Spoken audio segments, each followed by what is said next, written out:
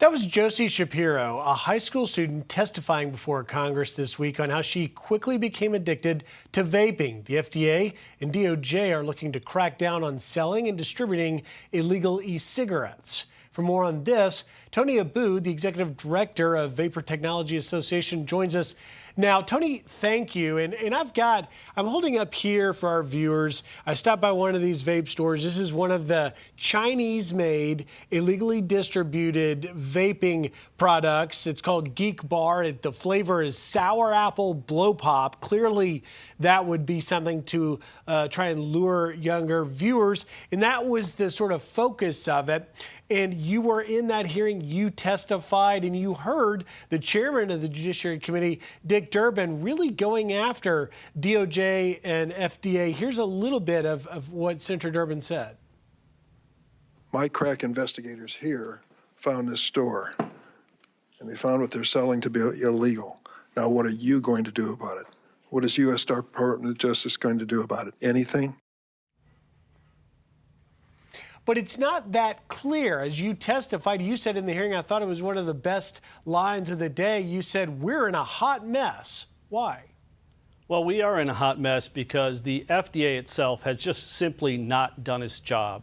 The FDA likes to talk about following the science, but it hasn't followed the science when it comes to flavored e-cigarettes. In fact, in 2021, after companies had already filed all of their applications, bowing to political pressure, the FDA actually changed the rules of the game after the applications were filed. And the net result of that was that they ended up removing en masse from the market all flavored e-cigarettes, even though companies had supplied the FDA with science that the FDA said it never even reviewed. Now, that's when we knew the fix was in as it relates to flavored vaping. And this issue was going to have to be resolved in the courts.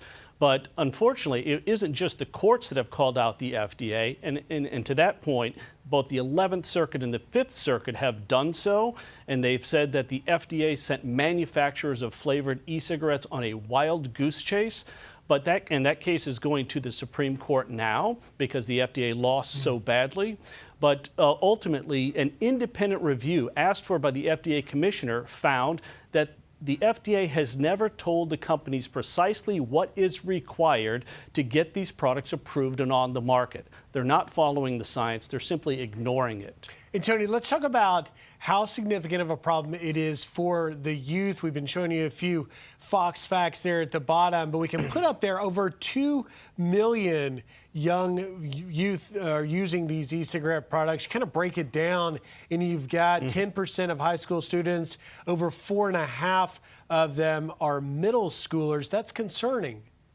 Of course it's concerning, and we've been talking about this issue for years, Griff, and advocating on the Hill for common sense reforms that would actually address the issues of youth marketing. But the good news that I was able to share with the committee that isn't often talked about is the fact that in 2019, President Trump was being asked to ban all flavored e-cigarettes. He did something a lot smarter. At our urging, he raised the age to buy all tobacco products to 21. And guess what happened? The youth vaping rate has plummeted 61% since 2019 and now sits at the lowest level in more than a decade, even before e-cigarettes were even regulated by the FDA. And that decision wasn't just smart for getting a grip on the youth vaping issue at the time, which was a significant issue, but it also saved 13,000 small businesses in this country who are selling flavored vaping products to their adult consumers who, believe it or not, love sour apple and love a variety of flavors. And those flavors are proven by science to be critical in helping them get off of cigarettes and stay away from smoking cigarettes, which kills 480,000 adult Americans every year in this country.